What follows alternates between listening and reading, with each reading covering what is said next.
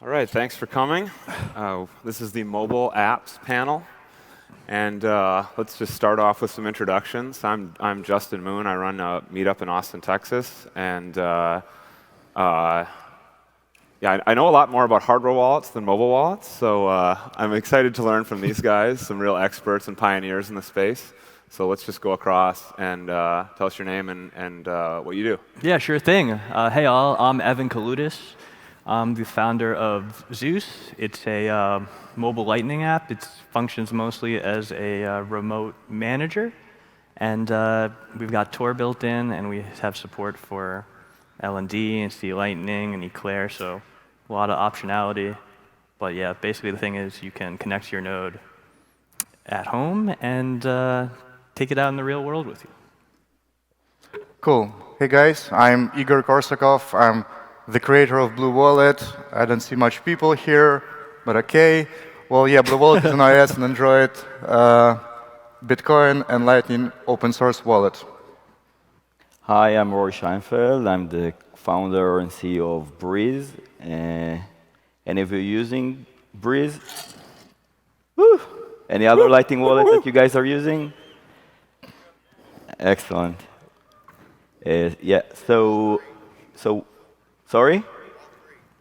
Okay. All three Breeze users over there. Okay. Say hi.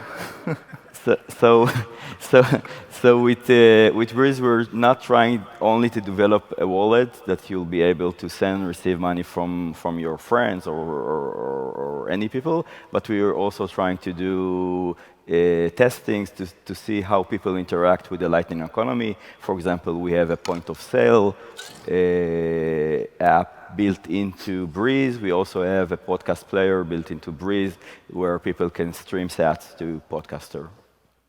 Awesome. Thanks a lot for the introduction. So I want to start with a very high-level question. At this point in the Bitcoin adoption curve, who is using mobile wallets? How much do you know about your users? How much don't you know about your users, maybe due to privacy reasons and things like that? Want to start? Yeah, sure thing. So as a wallet that's very focused on privacy, I try to know as little about my users as possible, which can often be problematic for figuring out use cases or how many people are actually using the app. But yeah, we're reliant on metrics more like downloads. But yeah, I don't want to know anyone's Lightning balance. I don't want to know what channels you have.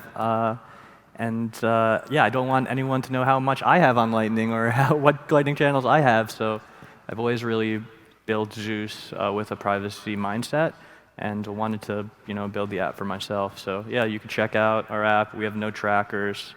If you go on like an Exodus privacy or even on the Apple App Store, it says we collect no data. So yeah, that's definitely a challenge. Okay. So Blue Wallet is a mobile wallet.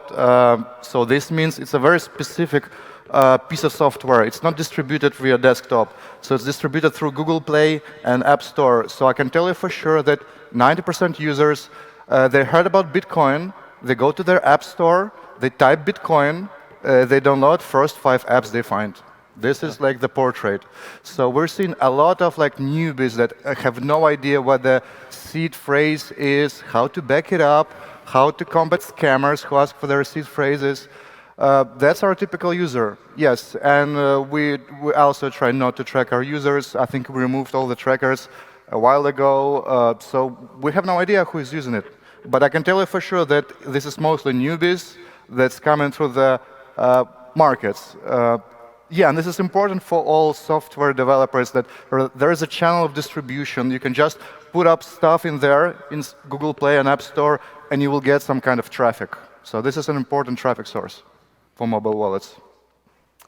To answer your question, Justin, I would ask you when you say Lightning Wallet, what do you mean? Like, maybe we need to differentiate between different types of wallets. So that's a good idea. Is Cash a Lightning wallet? So I would say there are apps out there with Lightning functionality. Robinhood just made an announcement. Cash is also an app with Lightning functionality, so millions of people are using this application. There's another category of Lightning wallets, which are custodial wallets.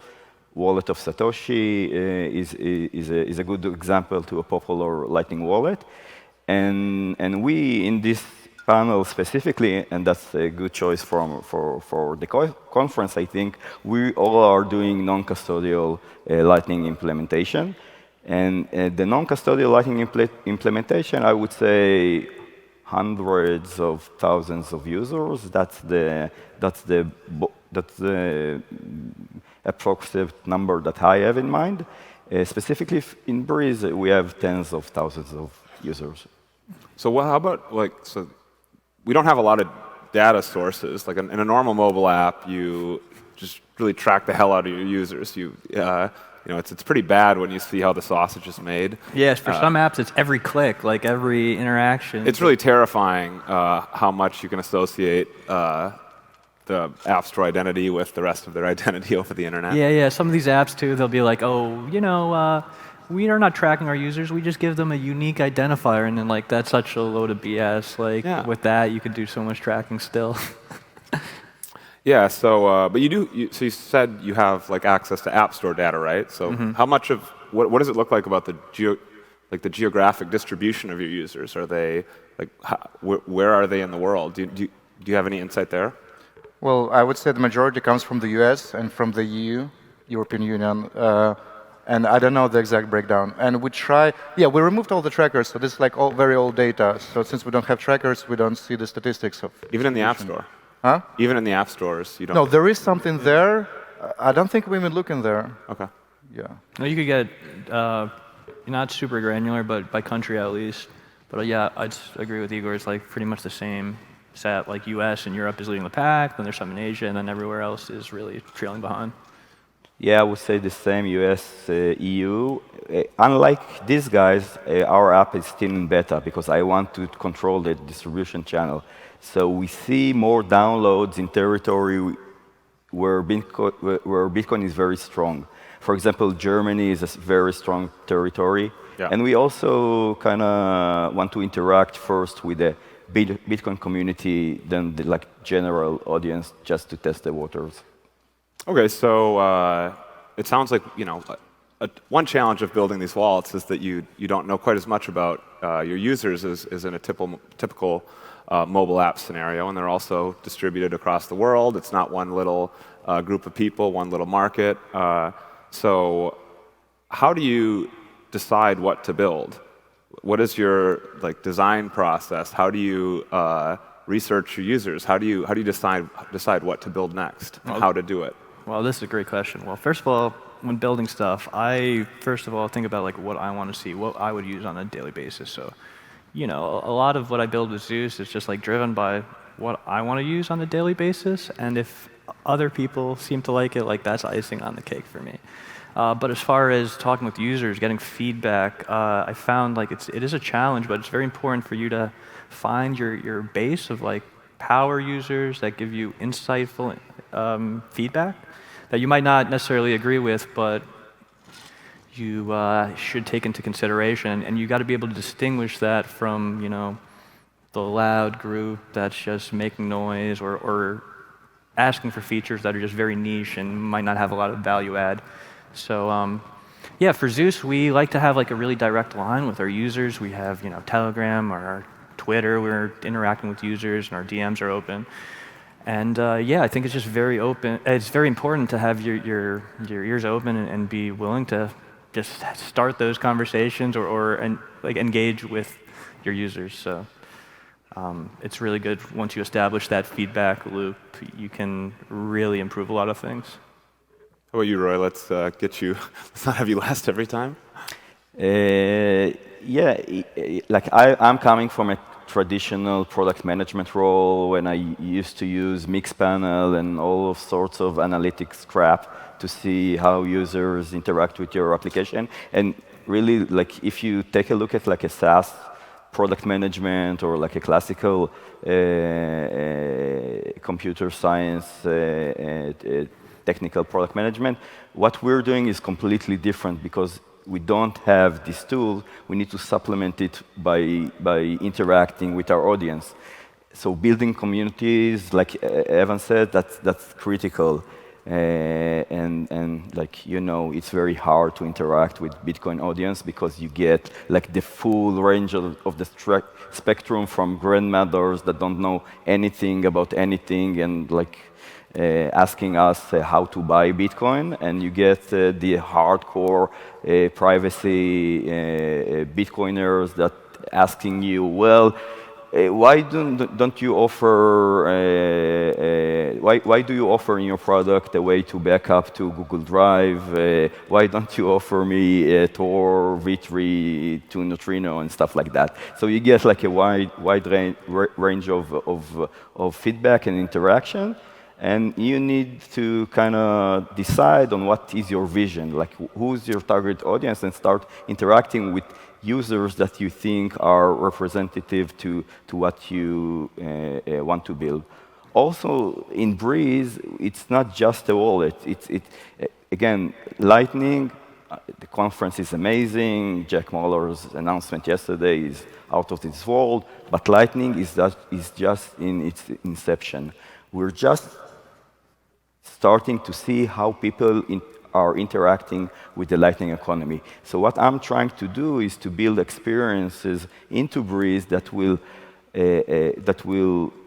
and I know people aren't aware and didn't necessarily understand why did I put them into Breeze. For example, we've done like podcasting into Breeze, and when we did it, like people were like, "What the fuck? Why there's a podcast player within Breeze?"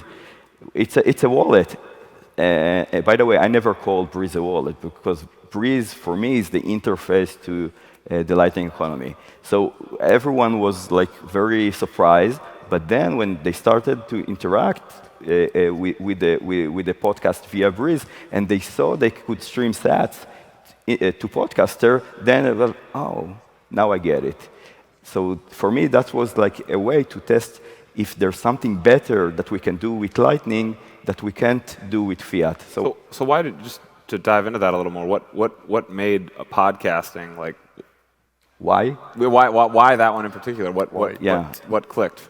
So I never thought about doing a podcast player inside Breeze, and then I got in touch with Adam Curry, and I had a meeting with Adam. We did a Zoom, and I said to him in the beginning of the call, "Well, Adam, I don't have a lot of time. I'm busy with other stuff," and he started explaining about the value for value model. Oh, so Adam Curry. Adam Curry, yeah. Yeah, he's got a great show, No Agenda. Love it. And Adam is the podfather. I didn't know that. Yep. He started talking to me in our first call, how we met Steve Jobs and how they integrated podcasting into the iPhone. And I was like, well, I need to listen to this guy. Yeah. So he started talking about the value for value model, and I saw it's a manifestation of how when you fix the money, you can fix the world. Yeah. Because when you do peer-to-peer monetization to podcast players, then you get freedom of speech. So freedom of money provides you freedom of speech. And after the call, I started working on integrating podcasting 2.0. That's the name of this streaming standard. I started integrating that into Breeze, and our users absolutely loved it. And we, in Traction, we did 10x after we added podcasting 2.0. So this is kind of interesting. Sometimes in the Lightning space, we see someone come out with a product, and they sort of kind of try to jam Lightning in there, and they don't maybe do Lightning so well as you guys do. And so I see kind of with you're doing, you do Lightning really well, and then you try to add some other things in there that your expertise in Lightning can kind of facilitate a new experience. And I think Blue Wallet does that to some degree too, with kind of your store You have all these like little apps Yeah, we had a inside there. store, yeah. Do you want to kind of talk about that a little bit, like how that, Well, yeah. First, I can say that I'll be honest, and we just YOLO our shit. Like, we don't plan anything, we don't have a roadmap. We just see a cool feature, we think it's fucking awesome, and we just do it. yeah. And often we just don't think about users, to be honest, because Yeah. often users don't even know what do they want, like until you show it to them, like with podcasts, with Very true. podcasts, right? So yeah, when we first integrated Lightning, we added the marketplace because honestly, there were no places to spend Lightning, like to find places where to spend Lightning sats. Yeah. So that was a natural step to add marketplace to Blue Wallet. That was early 2019, I think. Yeah, it's not just a natural. What Blue Wallet did and what Breeze has done as well is using the WebLN standard in order to integrate. A WebLN is the ability to integrate web widget and having them interact seamlessly with your wallet. It's like Yeah. the MetaMask of Lightning. Like Willow Burns thing, right? Yeah. Yeah. Yeah, so there's another. I'll gonna plug. I'll be Another Austinite, Adam Curry, Willow Burn, both Austinites. Oh, sorry. So we want to see how far we can take Lightning. WebLN is a critical element, a crucial element to the success of Lightning because you want some sort of MetaMask experience built into the web as well. Yeah, I mean, it's the missing piece of the web. You have the 402 payment code, payment required. It's still, you know, Yeah. you go to like the developer sites and stuff, and so it's like, yeah, this doesn't work. It was something we wanted to do in '95 or '92 or something. Still haven't figured it out. So that's awesome. So we kind of discussed a little bit about how one difficulty of building a Bitcoin wallet is that you're not really building for like an existing use case. You're building towards a possibility, and you don't know who your user is really because you can't really track them and stuff. It's whoever might show up on Twitter and Telegram or something. What are some other difficulties in building a mobile wallet? What's like uniquely hard about this problem?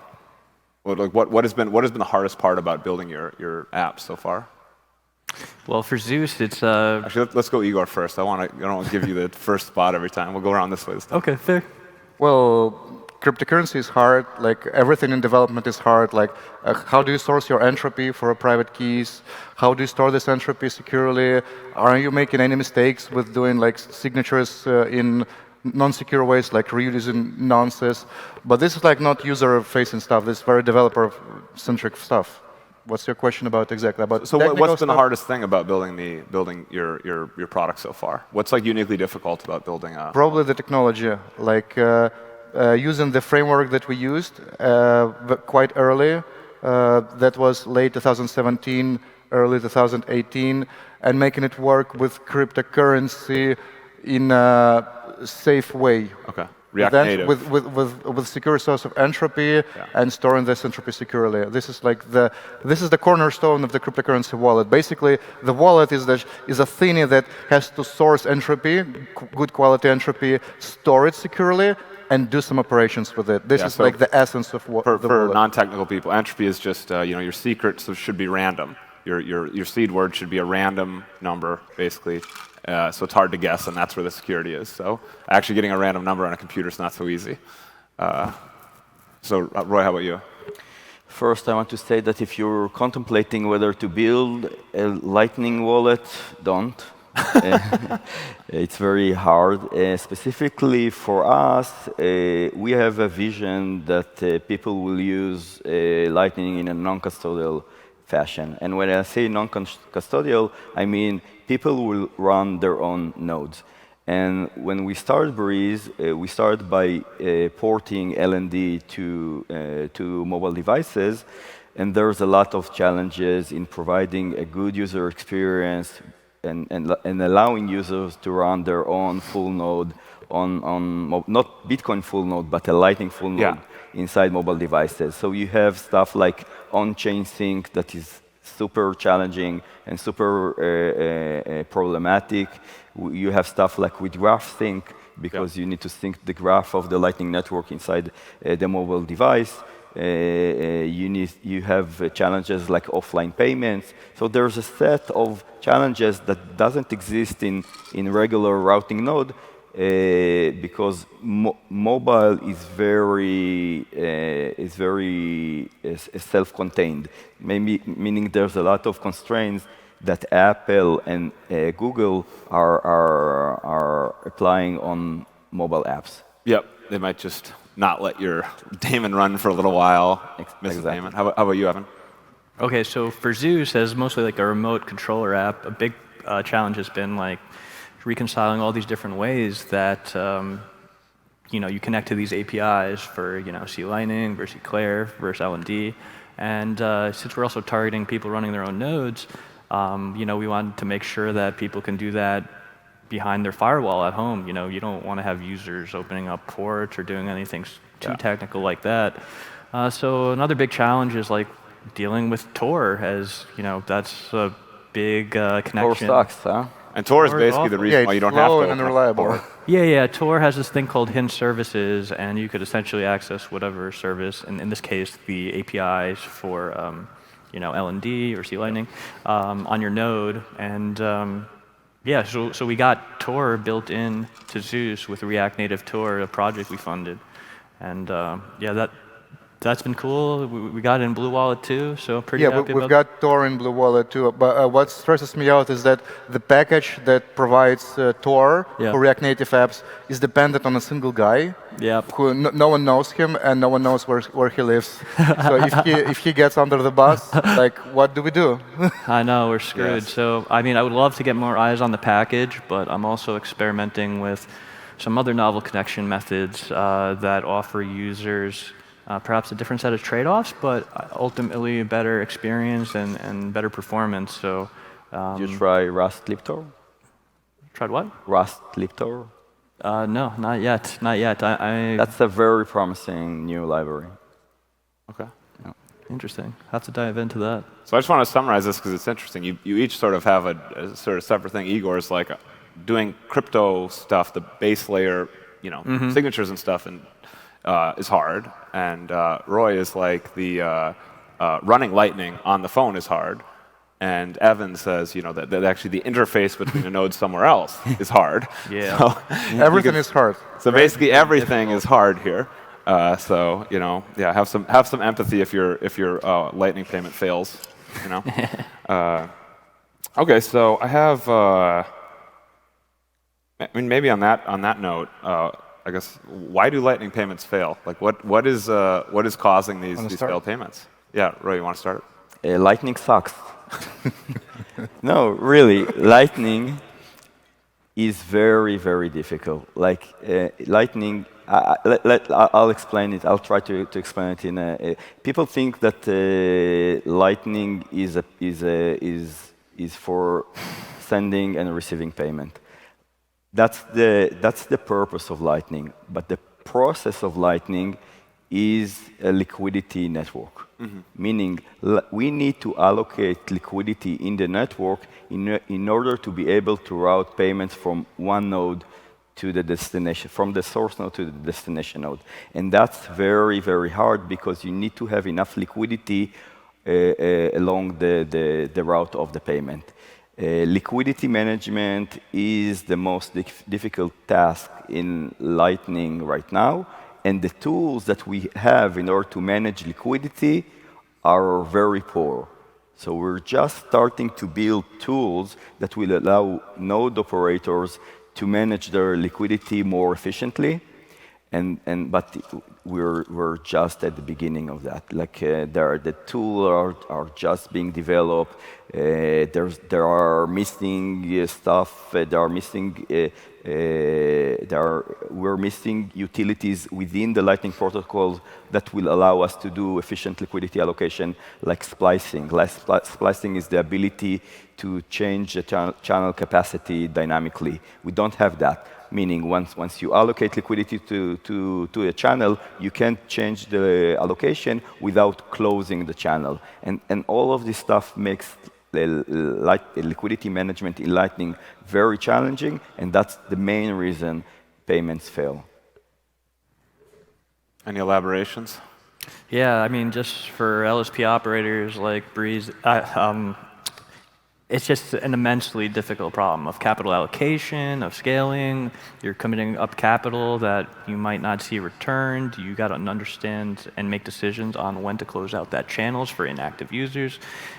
You know, Evan doesn't have this problem because we do like a zero configuration. Users don't need to understand. We obfuscate all the channel management from the users. In Zeus, the users connect to their own node, but it's just moving the problem from one end to another because the people who are using Zeus, their payments fail as well. Yeah. But they need to own the liquidity management themselves. yeah, but the thing is, it's just not my problem. You know what I Exactly. mean? It's like, Exactly. open up some more channels. What are you doing wrong? Yesterday, someone came up to me and said, like, well, I tried Breeze in the exhibit hall, and it fails. And I told him, oh, yeah, Lightning sucks. So you blame the user, you blame the network. Who do you blame, Igor? Yeah. I think it's like two reasons. Like when your Lightning payment fails, it's the receiver is offline, or there was a failure along the route. Well, not to mention liquidity problems. There's no way around it, I think, at the moment. Yeah, Lightning sucks. Yeah, so when I think in like people telling like, oh, Lightning goes mainstream, no, it's not. Like it's a wishful thinking. Like your local store may be accepting Lightning, but it won't get like success ratio of Visa network, like because compare 99% success ratio to 99.99999, right? It's for huge amount of money, it is like a world of difference. Like 0.1% can make or break your business, like for traditional business. It's like a fringe of profit margin. I just want to say, like, I forgot that we're not in the open source stage. So in the open source stage, we can say Lightning sucks. Here we need to say, like, Lightning is amazing. Like, use Lightning. Yeah, so it's a good to have option, but I think there's no workaround for Visa right now. Like I think we'll get there. In terms of numbers of success ratio, there's no workaround. Yeah, but we need to develop the tools that will allow us to effectively manage liquidity. And I think I'm very optimistic we can get to the same user experience that Fiat Solutions has to offer. We'll get there. It's just a matter of time. We're not there yet. We're far for 99999. But in time, it will suppress Fiat, and with all the core properties in Bitcoin that are baked into Lightning, we will beat Fiat. Okay, so to use, changing direction a little here, to use a Bitcoin wallet, you usually get something called a seed phrase, right? A couple string of words, 12 or 24, that's basically the password to your Bitcoin. This is very different from how a bank works, where you can always reset your password. In your experience, does this work for the average user? Is this something the average user can figure out? Because there's a lot of people who say this will never work. The average person won't be able to do this. It's too dangerous. What do you guys think? I can start. Okay. So what I usually say is that Bitcoin was a paradigm shift. And seed phrase is a paradigm shift. Like, if you don't try to embrace it, like, you're not going to make it. Like, so we think that it's really important that all wallets have some kind of interoperability based on open standards, so you can take your mnemonic to other wallet. I despise wallets that have like 2 out of 2 multisig with their server, like, because you have to dance around. Like, how do you even back this up? How do you even restore? Like, you have to download custom scripts from the provider to just restore your funds from the lost phone, right? Yep. That's not the issue when it's open standards like BIP39. Yeah. So we always say that this is mnemonic phrase, like you're ready to embrace the paradigm shift, embrace it. Like learn how to use your mnemonic, this is the future. The problem isn't just the seed, by the way, because in Lightning, unlike on-chain, you need to back up the channel state, and you need to do it dynamically. So every wallet has its own solution. In Breeze, what we do, we offer dynamic cloud backup to different backends. We offer Google Drive, we offer iCloud, we offer WebDAV, Nextcloud, and so on. So personally, and from the feedback that I'm getting from my users, I think it's FUD. I think it's like everyone can use a seed, everyone can store their seed. It's just bullshit. Yeah, I mean, I'm of the same opinion. It is paradigm changing, so people are not used to this. Like, it's profound. Like, remember 12 or 24 words, and you could take your money anywhere in the world. If you could go across borders, you're just good, right? And yeah, I mean, people just need to embrace the personal responsibility required with keeping that data safe and having backups. And perhaps some people may not want to go to those measures, but the people that do and like take that initiative, it's going to pay dividends for them. And Yeah. I think everyone is perfectly capable of writing 12 words down and putting them somewhere safe. Yeah, so I'm also saying that, like, if you're not a complete imbecile, you're probably capable of storing your passport at home safely or your other papers. Yeah. Then you're probably capable of storing like a piece of paper with your mnemonic words. Also, there is a good use case when you're a refugee from a war-torn country, you're fleeing through the cordons of different militaries. Like, how do you transport your life savings with you? Like, soldiers will legit like take away your phones, all your valuables, including laptops and whatever they can find on you. So mnemonics is the only way to get around this. That's a paradigm shift as well. You can never flee a country, and no one knows that you have your wealth with you. Yeah.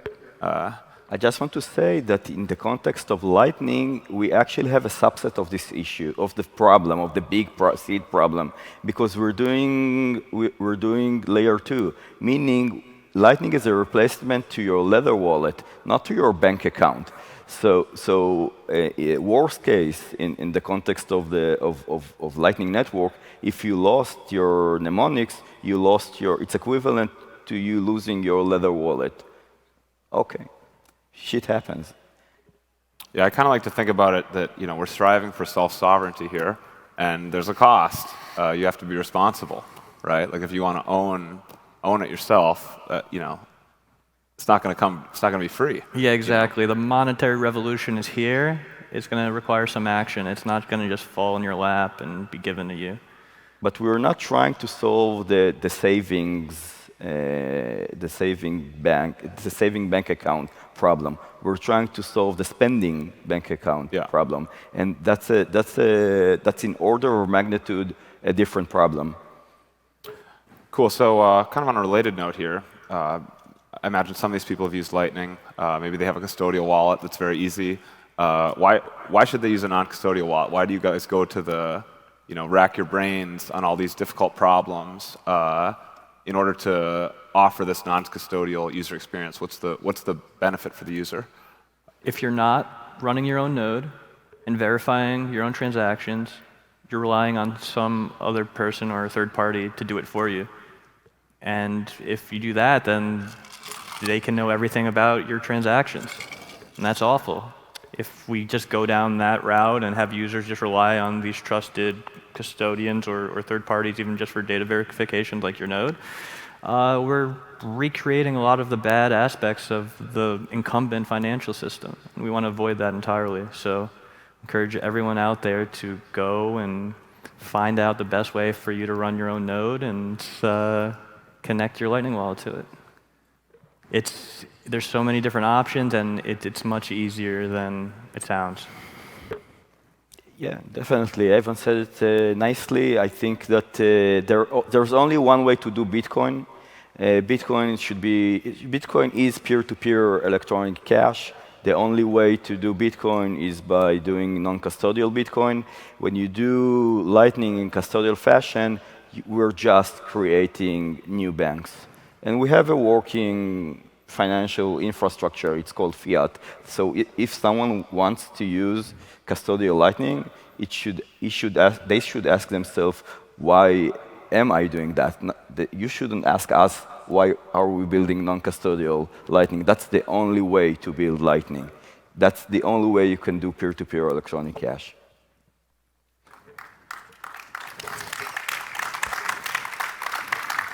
Yeah, that's a good point. Blue Wallet started as a non-custodial on-chain wallet, and the Lightning counterpart was added as custodial solution, and we're kind of still using that. We're slowly transitioning to non-custodial part, but we always used an excuse that Lightning is just a pocket change money, and sometimes you just lose your pocket change money. So it's kind of safe to keep it in custodial wallet. But yeah, we'll slowly transition into non-custodial in Blue Wallet using Lightning Dev Kit, probably this year. Yeah, Lightning started as a pocket change money, but we see Lightning as the next financial infrastructure. And if we want to build the next financial infrastructure, we need to build it right from the ground up. Okay, on to the last question. We got 4 minutes on the clock here. So let's take the rest of the time up with this question. So, there's an estimate maybe 100,000 people use these wallets, a couple 100,000 people, right? There's about 8 billion people in the world. So, we said this is kind of our goal is to have as good of a user experience or a better user experience than the existing system and to get everyone to use it. So what is the path to getting everyone using a mobile wallet like this, to get everyone on the Lightning network, onto the Bitcoin network? We're talking about everyone in the world? Yeah, or at least as many as possible. Well, how do you see like the next decade or two playing out? Well, it's going to take multiple efforts. Oftentimes, people like to paint the Lightning Network as this, universal. This is the fix to scale Bitcoin, but it's not that simple. I think we're going to also require protocol changes on the base layer to assist, and we need ways for multiple people to lay claim and control UTXOs beyond, Lightning. Lightning is going to be a great driver. It's going to ultimately replace all these payment networks in forms of cards and Visa and whatnot. That's for sure. But to think that Lightning and the wallets we work on just alone are going to be able to do that with the state of Bitcoin now is a fallacy. Yeah, on Twitter, I saw John Cantrell ran the numbers on how long it would take to open Lightning channels for everyone in the world. To set up a Lightning channel, you need to do an on-chain transaction. 8 billion on-chain transactions would take years or something. And so obviously, you can't just be so naive. That's under the assumption that you only have one channel per user. Yes, and that there are no other uses for the Bitcoin network other than opening Lightning channels. Yeah. And how is routing going to be like in that condition? Yeah, so when the internet was invented in the 1970s, early 1970s, when mass adoption of the internet occurred, like mid-90s or early to mid-90s, so 20 plus years, I think it will take. That's kind of the time frame for Lightning to be globally adopted. Yeah, I can chip in. People ask me as well, what do you think about Lightning? Is it going mainstream? No, it's not going mainstream yet for a number of reasons. And number one reason for me is that people just don't care. To sell merchant a concept of payment channels, of concept of Lightning network, you have to sell him a concept of Bitcoin. To sell him Bitcoin, you have to sell him the concept of sound money and the concept of the state as a stationary bandit that robs you. It's not an easy job to do. So my hunch is that we'll see first the hyper-Bitcoinization, and then we will see mainstream Lightning adoption. And to me, it's maybe a couple of more cycles away. And a cycle I call bull market, bear market. That's a cycle for me. It usually takes 4 years. So yeah, 4, 8, 10 years maybe from now, we'll see Lightning adoption. And this will be the time to mature the Lightning technology to make it go mainstream. Yeah, I agree. But global adoption, again, maybe we sound too pessimistic and too depressing. Again, we forget that we're not in the open source stage. So I think we'll see Lightning adoption in pockets of users, meaning podcasting 2.0. That's a vertical that can very well, the hockey stick is very near. Music can be a huge vertical. Gaming, what the guys at Thunder Games are doing and Zebedee are doing, can be hockey stick for Lightning. But to replace the fiat financial infrastructure with Lightning, that will take decades. Well, that's it. That's all the time we have. But I'm very grateful to have three realists up here who are working very hard to build this future we're all excited about. Thanks a lot for listening. Thank you, Justin.